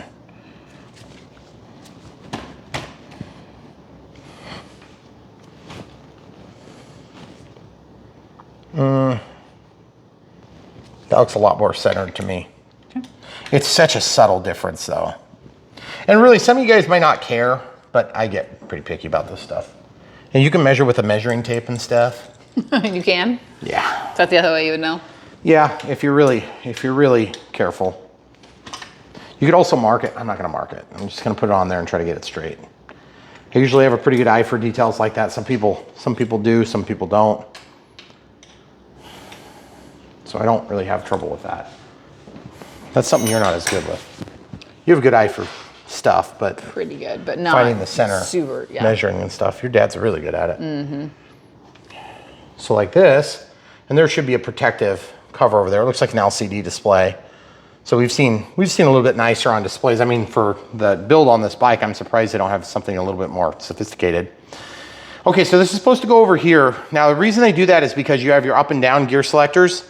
So you're gonna have down here and then forward here, down here, forward here. No, up. Well, that says plus on it. Oh, I'm so sorry. up. This is minus, that's plus. And so shifting these things is literally a no-brainer. It's really, really easy. And honestly, what I found is on e-bikes, I tend to ride them like a motorcycle. Some of you guys will too. Just depends on your taste. That M is supposed to go up, so this wire needs to start from the top. Or is that a W? That's a good question. I bet it's guess- M for mode. Yeah, mode. The M goes up. Yes, there it is. So I'm trying to figure out the best way to route this cable so it doesn't look like somebody slopped it in there. So I'm trying to go around. That leaves the M the wrong way, see? Yep. So it'd be nice if I could get this to go and look nice like this. There we go. See if that works. That might work. I just want to chase the cable so that it's in a nice, convenient, beautiful position. Oh, and by the way, cable management will save you all sorts of trouble on bikes like this. I can just tell you from experience, if you have a cable that's in a bad spot, it's probably going to get damaged. So just make plans around the damage. If you decide to cut corners on this step, it's not a huge deal. It's nothing an Uber or a taxi can't fix. I think it needs to go around one more time, but Is it gonna reach? I'm not sure that it will. I would like it if it would. I think if I go like this, I might be able to get it to work. Now, this one, I'm just thinking about the bushings. Nah, we're still about the same scenario as before. So I'm gonna torque this down so that it's mostly tight to where I can just barely turn it. And I'm gonna see if I can go around one more time.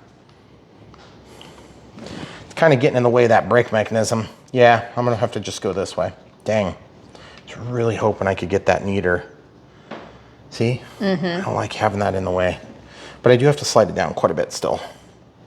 You wanna be able to hit that with your thumb. Okay, that's not so bad. Now, I need to lean this. It's been a pretty easy build, guys. I don't feel like I've been on my hands and knees as much as I usually am. Right. That's true. Okay, so that's tight. And the USB port is accessible from the front, which is pretty cool if that does work to charge your phone or whatever it is, GPS. And then these things, you would normally have two of them. I never did put them back on the front. It might be kind of a shipping thing, but I want it on there. I wish I had the other one too. Trying to decide which one's more important. Might depend on how it ends up getting parked. Yeah, true. Okay, so we need to put the pedals on. We need to put the doorbell. The doorbell. The ding-a-ling. Do you want to flip my ding-a-ling? Your dingling. Jeez. It's like full strength flick. Which side is that supposed to go on? Does it even tell us where to put it on? Is a ding-a-ling optional? Optional dingling. Bell. No. Throttle. I don't see anything about a ding-a-ling system. Wow, they actually show a Troubleshooting. multimeter. Wow. That's pretty cool. I guess you can put your dingling wherever you want then. Okie dokie. Oh, and by the way, the ding-a-ling has a Phillips. So the one tool we don't have out Yeah, yet. so the one tool we don't have out, we'll go ahead and grab that. I'm a little bit reluctant. I'd like to have a bell or a horn on a bike, especially if you have a fast bike. A bell seems kind of like nerdy, but you'd be surprised, you might need it. We use it quite a bit when everybody's riding. Yeah, it's mostly to get our small kids' attention if I'm coming in fast. I want to make sure they know that I'm coming. And also, when you ride together, you get moving pretty quick, and you want to be able to make that noise. But where the heck are you going to put it? That you can reach it with your thumb. That's going to be kind of awkward. Yeah, I know. Unless it's a finger, like a index finger or But something. if you're here, you have to reach all the way over. The mode button?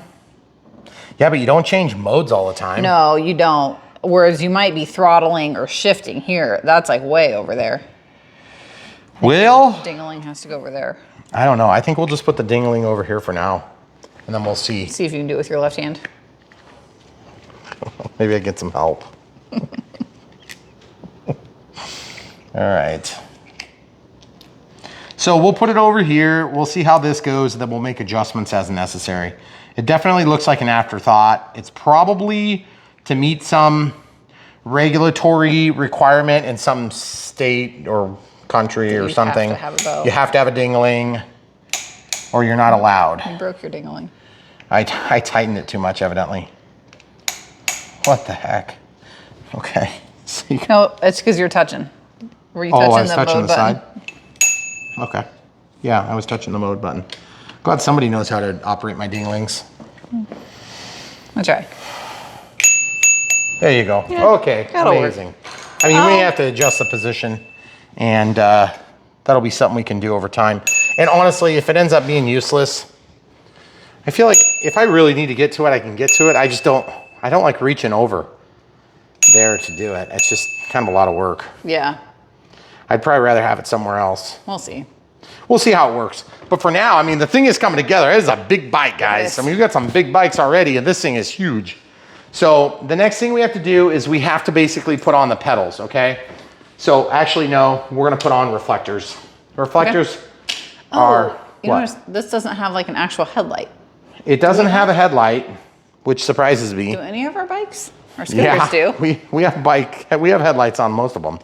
Okay, so this thing has a pivot, and then this one can, how is this one supposed to go? This one did show it, right?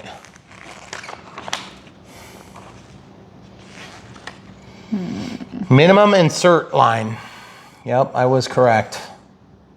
Gosh, they don't even show it, Okay, do they they? don't show it. Okay, so this is why you watch these videos, so that Brian can help you figure it out, I guess. All right, so here we go. So we have this, it's gonna go like that. And it's right where the wires are. Of course, why would it not be? Why would it be convenient? That'd be way too easy. Then we're gonna have to torque that down with a Phillips. You see what I'm talking about? Yeah. It's like right. quite literally exactly where you need to be. And I don't know how we're gonna deal with that. And you don't want it to hang down. No, it wouldn't. I don't even think it would. Well, Don't. actually, you could. That would be fine, I think. Wouldn't it? Would it be fine? I don't know. There's a huge amount of clearance. How much throw is there? Oh, yeah, we're going to be fine. Okay. I think we'll just hang it down. It's probably wrong. We're always wrong on at least one thing on Yeah. these bikes. Just for fun. Although this moves. Isn't that going to like rub? Rub. I don't know. Some of these bikes, you know, it's like, oh no, we forgot afterlight. Afterthought the light. Well, we'll see how this goes, guys. Here it goes. Oh yeah, she's going in just fine. Wish I would have grabbed a tool before I started this. I say, what do you need? Yeah, there's one of them. Probably the middle one. That one? Maybe? Yeah, that's it. Good job. All right, so then we need a Phillips to torque it down. If Did you we do get that one with of Phillips. those? Yep. This again is our tool, so if you guys get this bike, you're gonna have to provide your own. I don't understand how they managed to screw that one up, because that is just right there. I mean, that's an important safety device. If you're not gonna have a headlight, you see what I'm talking about? I don't know if, is there something we're missing here? Because I feel like if you go upside down, you're gonna bind along the edge of this every time you make a turn. Should we find a picture? We could look at a better picture. picture? Maybe a picture will show us. Good idea. All right, so that was an epic fail. No, we were right. It's in the correct spot, but finding the picture was an epic fail. So now we need to put the reflector on. Okay, so the reflector is gonna wrap the frame somewhere around here, okay? And this is pretty standard rear reflector for a bicycle. And this is really thick here is the only thing. Yeah, it is. It's almost like it's gonna have to go on the chair. But the thing is, if I go on the chair, there's like no room. That reduces your last little bit of adjustment there. I'm afraid it's gonna break. I know. Will it even fit around the frame though? I don't know, let's try. Yeah, I think we answered that question. No. That is a definitive no. Okay, well, I guess then that takes up part of the shaft that you might need for adjustment. I would need that part of the shaft. Yeah, exactly. Okay, here goes nothing.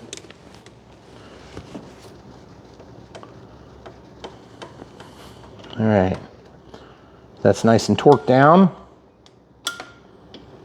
We're just going to do this one blind because that's even more exciting that way. Remember, these reflectors, guys, they're handy, but to be honest with you, I'm surprised on an Echelon this bike that we don't have some lights. Because lights are really, you know, helpful to keep you alive and stuff. And we do quite a lot of riding at night. We do. So I'm sure they sell some options, so check them out. We'll have links down below where the bike is. So now what I'm doing is I'm pivoting my pedals so that they go to a spot where I can get to the mechanism on both sides, okay? Because you may need to be able to brace the hardware. I'll show you what I'm talking about. You may need to be able to brace the hardware like this while you torque that, okay? And again, this is gonna go on that 15 millimeter size, okay? I don't know which one's which, so we're just gonna bring both of them down. And you know what I'm gonna do? I'm gonna be a smart feller and use all this amazing matting for my knees. I'm an old guy. All right, so which one goes in? I don't know. We'll find out real quick. One's gonna be threaded one way and one's gonna be threaded the other way. Oh, no, yes, no. Oh, went this way. Did I do it right? I don't see any indication on the pedals. It's probably marked somewhere. I just haven't found it. Oh, that's probably those threads. Oh, they are opposite. That's good. Okay, so this one's probably this one. That one looks like the letters, like if you're looking down, the letters are in the right order. And the other side. Yeah, that's not super Nope. clear either. It's not. Okay, so one of them is right hand, one's left hand. And these are always awkward if you're not used to doing this. Nope. Like, Brian, how many different ways can it go? It can only go one of two ways. It's like putting your USB in 4 times to get it the right direction. That's... Threads just aren't jiving yet. I feel like this is probably right, but you can see the metal shavings. See that? It's making me kind of nervous. I don't want to have to go get a follower and clean up this hole. For those of you who know what a follower is like a tap, but it's a little bit nicer than a tap. A little bit more like a machine. It's not going to cut new threads necessarily. It feels like that's right, but it just makes me nervous because it's got quite a bit of bite to it. Yeah. You see why I wanted that thing in the right spot now? Because I knew this would be challenging to get started. Okay, so how about I go like this, and then we'll see if it starts on the other side. Oh yeah. Immediate. It's already like halfway in. Okay. Well. Okay, exactly. That's right. I don't know what I was doing wrong over here. Probably trying to thread it the wrong dang way. Hopefully we didn't get 2 right pedals. That would really suck, but I know that the thread is opposite. Okay. Okay. Do we need to hold anything? Can you hold that right there? Not here. Okay. Got it? Okay, let go. That's all she got. All right, now this one, process of elimination. Hypothetically, this should be the next one. But it's like, it's just so awkward when you're used to going a certain direction. Yeah, I think this is right. Sorry, folks. Oh, got it. Finally. Goodness gracious, that was awkward. I've never had so much trouble getting pedals started before. No. I think I must have had a bad spot on that. Maybe a little bit of paint trapped in there. Feels like it's about a quarter of the way in now. So obviously I have to turn it backward. It looks so weird. It's going in on its own like it's magic. And just do this a couple more times. And of course, for the last little bit. Now, full disclosure, I have had the most trouble on any of our e-bikes on one particular e-bike, and these liked to come undone. And the reason they came undone is because I didn't torque them down hard enough, and that's my own fault. Oh. But you'll want to make sure that you do torque them down a lot. And if you really want to put like Loctite or something, just remember you do want to be able to get the dang thing apart at some point if you need to do maintenance or replace a pedal or something like that if something gets broke off in heavy use. Okay, so that's as tight as I can get it. Now, I like to check this. Yep, different size. So, okay. we won't be checking it with that tool. And that was the biggest one, right? Yes. That was the biggest one, this one's smaller. Okay. Okay, all right, so we are mostly done with this thing. Oh, and then also if you look right here, there's an adjustable spring here, okay? So the way you would adjust that would be to probably compress the spring by putting weight on it and then just running the stop in. But everything just looks like really good. Even when you get up close, everything looks super nice. And the only thing I'm not excited about right now is waiting for the battery to charge, which is the next thing we need to talk about actually.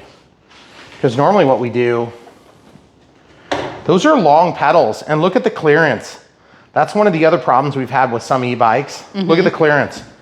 I can be tipped all the way to where I'm falling off the bike. Yeah. Before we contact the ground. We've had a big problem with that on a few bikes. Because you have the bike pedals end up too close to the ground and you end up hitting them on turns. You're gonna get that with a lot of folding mechanisms. Okay, let's go ahead and set this up. Now, let's talk for a minute about charging. It's a big charger.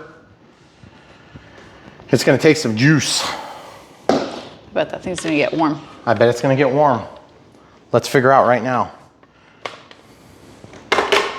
Just stressing the cables, stretching them out so they're nice and easy to work with. And first plug it in, and there's a green light there. I noticed it wasn't powered because I wasn't pushed all the way in. Okay, and then over here, you're gonna see this little grommet style opening cover thing. Camera crew with your nails. Thank you. Oh, it opens backwards of what I was anticipating. That's exactly the opposite of what I thought too. Look, it went from green to red. To red. Okay. So now I don't know how long this thing is going to take to charge, but my guess is they usually take like 5 or 6 hours to charge, especially on the maiden charge. But I'm curious how long it's going to take. And like I said, the worst part of doing these reviews is getting to the point where we have to now wait for this thing to be charged, because now I'm eager to go out and try it. I can't wait to see the way it shifts. I can't wait to see the speed, and I can't wait to see how all that stuff compares to what the manufacturer claimed, because that's where we really find good value, is with these bikes when they come out and they say, okay, it said it was going to go 28 miles an hour. Is it going to go 28 miles an hour? Or was this one 25? I can't remember what this one was. I don't actually remember what this one claimed. Yeah, but it's got... It's 1,000 watts. It's 1,000 watts. And that's one of the biggest things for me as a rider. I want to know, and I do consider the fact that I'm bigger than some people. And by the way, does the battery come out? I don't think it did. I don't remember seeing anything about that. We're going to take a minute and look into it and see if the manual shows us programming instructions inside of this, and we'll be right back. All right, so it's been charging for a while, and yes, this little charger does get pretty warm, so be aware of it. They suggest charging this thing in the garage or outside. They don't necessarily say in the garage, but just be aware it's going to get warm. My recommendation on chargers like this is to put them on a cool surface like concrete, or something hard like stone, something that's going to dissipate heat. If you put it on a wood shelf, be careful, it can get hot, okay? So you don't want to put it with flammables. You don't want to put it next to a gas tank or something like that where there could be some, danger, risk there. Okay, so it's charging, it's red. You'll know because that will go green when it's done charging. It's the way every other e-bike we've had has been. And so I'm just kind of holding this up. Now, I'll go ahead and unplug this right now. okay? So you can see it goes to green when it's done. This can be turned to the unlock position, and then the battery comes out. So this is the other part I haven't tried yet, but we're gonna try right now. How does this come up? It comes straight up like that, and then it just walks out. Oh. Okay? Okay.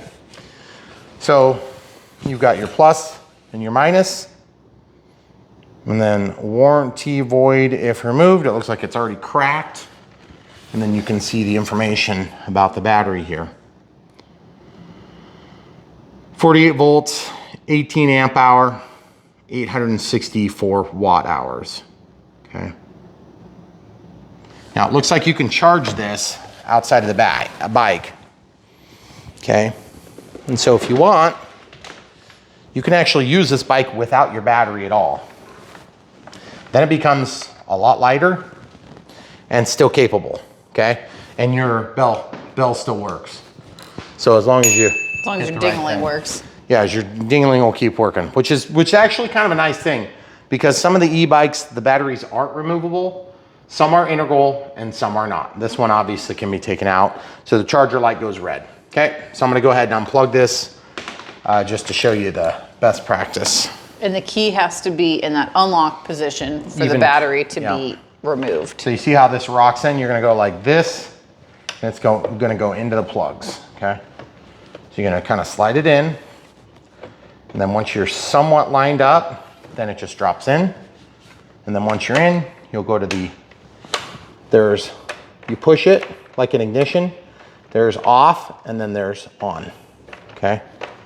So right now, we're in the on. You have to push it in and turn it to go to the unlock, okay? So now we're in the on position, okay? So with this in the on position, we can show how the display works. So we're gonna just bring it forward a little bit. And I'm just thinking, that's probably not a great place for a key to be. Don't you think you're gonna pedal right there? Yeah, I was kind of noticing that, because you can't take the key out once it's on. You can't? No. Really? You sure about that? Son of a gun, you can't. Okay, well that's awkward, because you're definitely gonna be pedaling potentially right there. Yeah. Okay, so first things first, camera crew is gonna come around. We're in the on position. I'm covering the brake. That's usually a good practice. And then you press this mode button.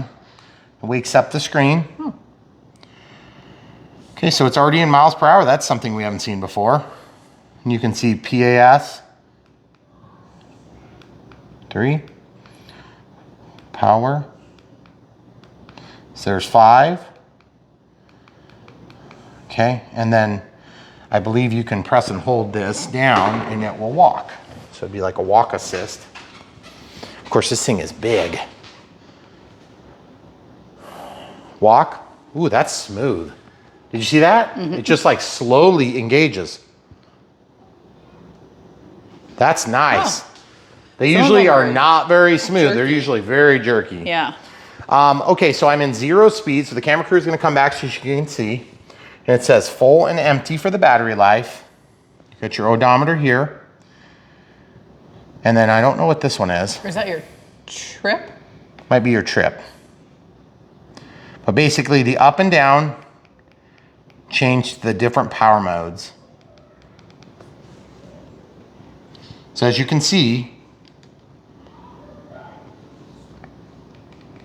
it's very easy to get to, very easy to manipulate. A little hard to reach the dingling where we put it, but we'll maybe play with that a little later. Might put this forward or something, I'm not sure. But normally when I run, okay, see there it goes to trip, then it goes to odometer, trip, odometer. And then to press and hold the M will turn off the unit, okay?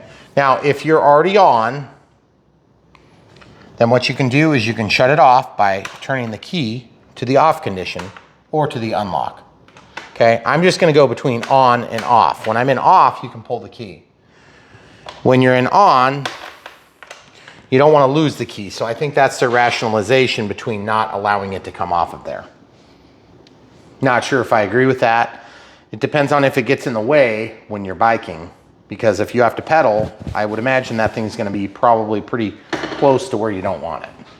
But that being said, also, as with other e-bikes that we've had in the past, what we tend to do is we will take off our second key and we'll put it on another key ring and just get rid of the spare key, because that thing dangling around might hit your leg, and also then you've got a backup for it. Now, the other thing I noticed about this key is it is etched with 125. So of course that's gonna give your key fabricator a way to hopefully replicate that key style if you need to make a copy.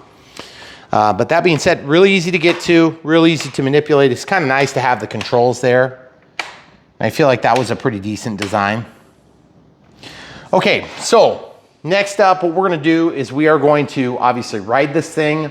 We'll show you a little bit of riding with me on it, and then we're gonna show some riding from my perspective and being on there, and we'll see how fast it goes.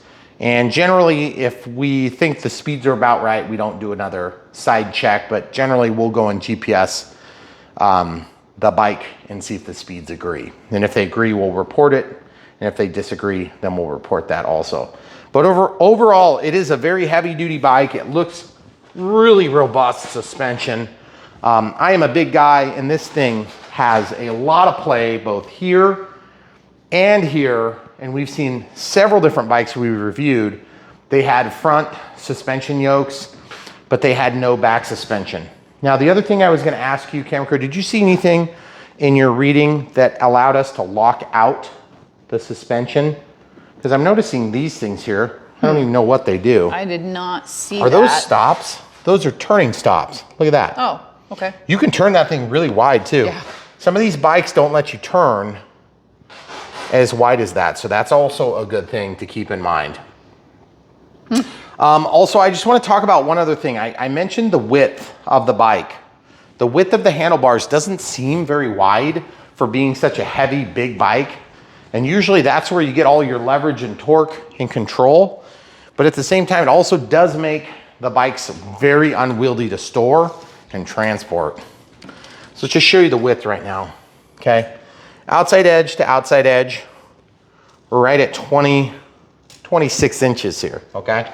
So that seems about right, I guess, for a big bike. But I would have figured it would be a little bit wider, given this is such a tall frame. Now, I'm 6 foot tall, and I feel like this is all the way down, okay? 6'1". And the clearance on the pedals is something else. I'm gonna just run this pedal down. Level, the clearance to the center is 9 inches. 9¼ inches, guys, Yeah. to the center. That's crazy. And that is a really long kickstand. So we've seen this style of kickstand before. We've used it before. We've had good luck with it before. It does feel like it's maybe on the edge of the weight capacity of that kickstand. So when you're on the edge of the weight capacity of the kickstand, what tends to happen is they break. So we're gonna have to wait and see. Also, I like that it's easy to kick up, it's easy to pull down. Sometimes they are very rinky-dink, very afterthought-ish. This one feels like it's a good thought, but maybe it's just on the edge. You're definitely gonna see that that front wheel likes to turn. We haven't had it sitting here and had it not turn. And there is usually a little bit more telescope left on this that we can adjust. Now, I'm not seeing that. Camera crew, if you'd hold this for me just a second, I'm gonna check that right now for the people. Sometimes there's more length here, and I don't think we have much more. But what that'll do is that will allow you to be able to run this in or out so you can stand up the bike just a little bit more tall. Looks like it uses, if anything, the smallest one. Nope. That is an in-between size, folks. So if you don't have that tool, you'll be SOL on that. But you can either take this off the foot or you can slide it down a little bit. If, for instance, you want to store this in a slightly different position. So it's not quite so it's not tipped. quite so tipped over. You won't fight so much to have that tip like this. See, because once it gets like that, you end up with a really wide front end on your bike. Also, these don't appear to be folding, but that's okay. I would rather have more robust pedals than have folding pedals. Because especially in an off-road application, I don't want this thing to be light duty in any way. And let's see, they say 4.8 inches, and it looks like I'm getting about 4.5. That's about what I'm getting, about 4.5. Maybe we need to put a little pressure in there to make it 4.8 inches, or did they say 4.5? The tire says 4.8. 4.8? Mm-hmm. Okay. Well, 4.8 is evidently a measurement that I'm not going to be able to see because I'm getting about 4.5. So, and generally we don't do decimals in the imperial system. So, right. All right, guys. So there you have it. That's all we've got about the Bison on the Unbox and the setup. I'm super excited to get this out and ride it. And I don't know if it's going to be today just because it's so dang windy. The noise is incredible. And we want to show this thing in all its true colors. So we might actually play with it a little bit and just see how it does. But we will be sharing that obviously. And we hope that we answered your questions. If we haven't managed to answer your questions yet, please leave it in the comments below. We'll do our best to try to help you out. Also, if you're at a point of making a decision, if you want to buy this thing or not, and we help to answer some of your questions, when you do follow the links, you'll help support us by buying it from the link. And that's the same is true with airplanes, helicopters, quads, leaf blowers, whatever it is that we put on this channel. We usually have a follow me link. And once you follow that, then we'll get some credit from the manufacturers that we work with. And the good thing is we're not married to one particular manufacturer or another. And part of our deal with these manufacturers is that when we do these videos, we're going to be totally truthful. And we've actually had a few that refuse to work with us because of that. Also, we try to be fair to the manufacturers. There's always a time and place for stuff. I mean, we're not going to put up a $100 bike up against a $2,000 bike and expect them to be the same thing. That would just be foolishness. But at the end of the day, I think this has got to be one of the nicest bikes we've done. Very disappointed I didn't see a headlight on it. Yeah. Very disappointed there wasn't a tail light. You think that'd be integral. Of course, you can always add these things. And some people don't need lights on their bikes. I just think it's something we've come to expect in the arena. But there again, we just did that e-scooter the other day that's like probably the best one we've ever had, and it doesn't have a key. Right. So there's no way to secure the thing, which is really unusual. It's the only one we have. In fact, the crappiest e-bikes we've done still had keys. So, and make no mistake, guys, a key can be defeated just like anything else. I mean, you can pick up the whole thing, put it in a trunk and drive away with it and then go to a keysmith. So again, not suggesting, not trying to put any bad ideas in people's minds, but security of these relatively expensive things, it's usually going to be as simple as, you know, take the key with you, you go on your little walk, you come back, you're ready to rock and roll, you put it in the on condition, or you don't want the kids to screw with it so they get hurt, you take it out, you put it in your pocket, you secure it. So it is very nice to be able to do that. I do like that you can do that from the seat. Not that you'd be shutting it off a lot during operation. Now, keep in mind also, because the nature of this bike, you can take the bike off or you can take the battery off and you can still ride the bike. And some of the different e-bikes have a seat that actually comes off as part of the battery.